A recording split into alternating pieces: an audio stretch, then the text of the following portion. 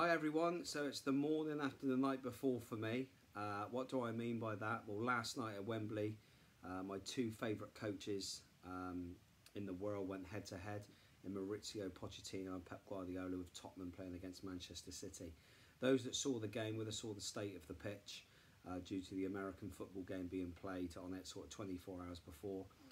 And it probably did have an effect on obviously the quality of football, but it made for a more exciting game, I think, because rather than two teams that are very good with the ball, keeping the ball and interceptions, you know, coming into play, I think because of the state of the pitch, obviously the ball travelled slower, so it gave that old-fashioned Englishness, if you like, of tackling and mistakes, and people sort of trying to counter those mistakes as well. But I want to talk about this video because when they went together last night and played against each other, I'm sat there, notepad in hand, trying to go through as much as what I can see tactically, and I'll touch on some of that, of course. But what I want to get into is what you get with these two managers. So the first one is Mauricio Pochettino.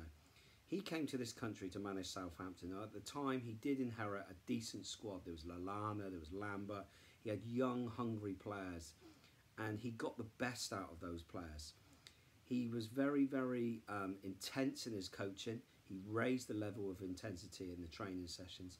But more importantly, he put his arm around the players and he got the best out of them.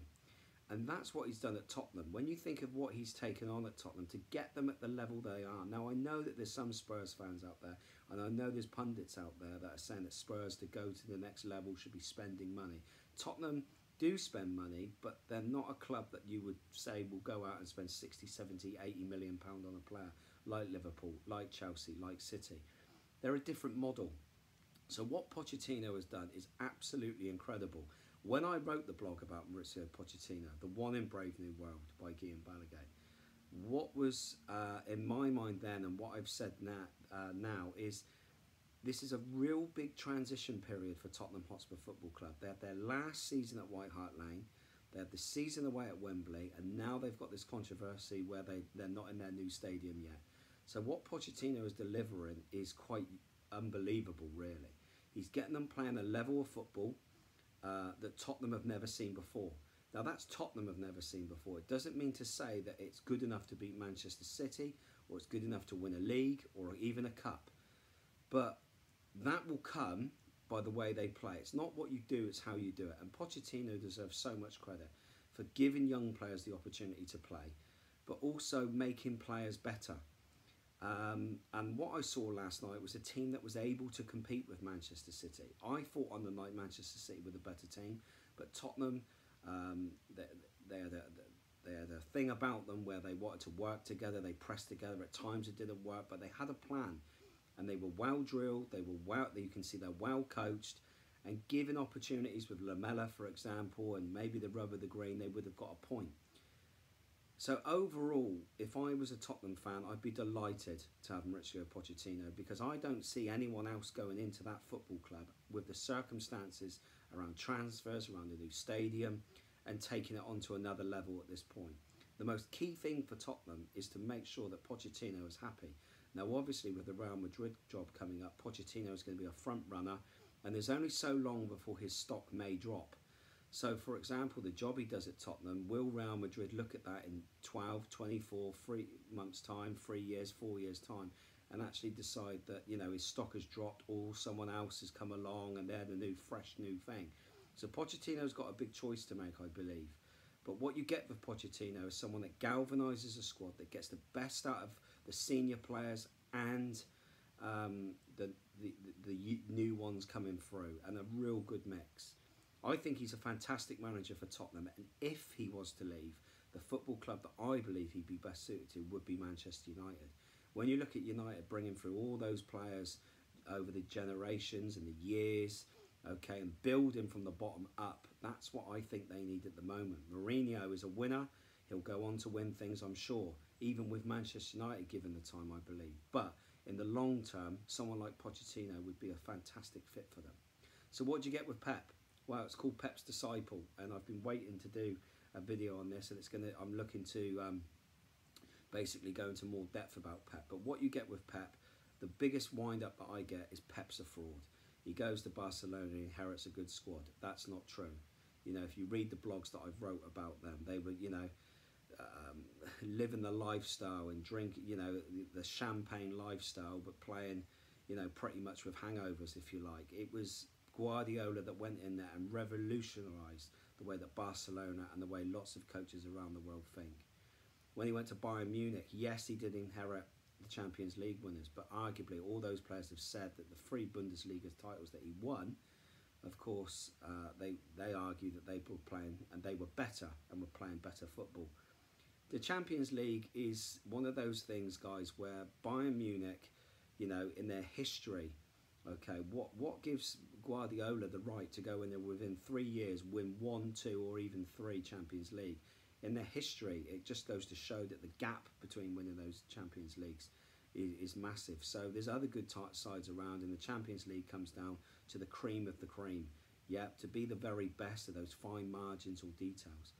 What you get with Guardiola, though, and I'm going to speak about this over the coming weeks and months, because obviously it's Pep's disciple, so it's pretty obvious that I'm the biggest fan of Pep that you could probably meet. But what you get with Pep is the tactician. You see about the way of football and things like that. People say to me, someone said to me on my Facebook that I'd like to see him go to Burnley or a side like that and see what he can do there. Well, he wouldn't win the league. He wouldn't get into the Champions League with Burnley because the players aren't up to that standard. You know, that's obvious. But hasn't Pep Guardiola, with what he's done at Barcelona, Bayern Munich and now Man City, earned the right to work with the best players and therefore improve them? That's what people don't understand. Pep Guardiola coaches. His staff coach. You see that in the way that Stones has performed. Stones can now defend in wide areas, in central areas. He can take the ball out. His decision making's got better. Do you think that's just come by Guardiola putting him in the side and saying, you're a £47 million player, go and play? No, they've coached him. Look at Sterling, the obvious one. The video all over social media where he's throwing Sterling around to get him into the body shape to receive, to go forward. It's evident. You know, there's goals and chances created by Sterling all the time because of that. But also his staff, like for example, when Sterling missed that chance at Burnley, where he sort of open goal and he just let his foot sort of flap against the ball. Arteta's actually worked with him where they're actually getting him to move his foot towards the ball. Small details. So yes, Pep Guardiola does sign the best players in the world. Yes, Pep Guardiola does spend lots of money on these players, but so do other managers. But what Guardiola does is that you'll sign a player for £50 million and he'll make him worth £80 million. That's the difference between Guardiola and the others. His coaching, his man management, his attention to detail, his passion, his enthusiasm, it's something that's rubbed off on me. When I spoke to Pep Guardiola, one of the things that he said to me was, I said to him about the way you play is just unbelievable and that every young player would want to play for you. And he said to me, Jody, no way. Okay? If I was a young player, I would love to play for Pochettino at Spurs. Look at the way they press, look at the way they play, their freedom, their excitement. He admires the way that Pochettino's gone. So there's very much similarities between the two. Pep's won it all, and he's going to go on to have a huge success with City, and wherever he decides to stop and whatever he decides to do, he will keep improving players. But Pochettino is the same ilk of him. He's the same class of him, and a massive future is ahead for Pochettino. If I'm a Spurs fan, I'm desperate to keep him for as long as I can, to keep those top players and to improve, because Pochettino has earned the right maybe to step into a bigger club, if you like, in Real Madrid, Manchester United one day, whoever that may be.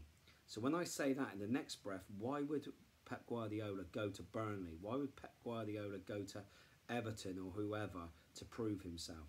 Doesn't need to, because if those managers went to Manchester City, they might still win the title. I don't think they would, but there's no way that they would win the way that City won the title last year and the way they're playing this year. So that's my take on Pochettino and Guardiola from a personal perspective. They're both so fluent with their tactics. They can get players to move inside, outside, different positions and things that, as we've seen, and so fluid between systems as well.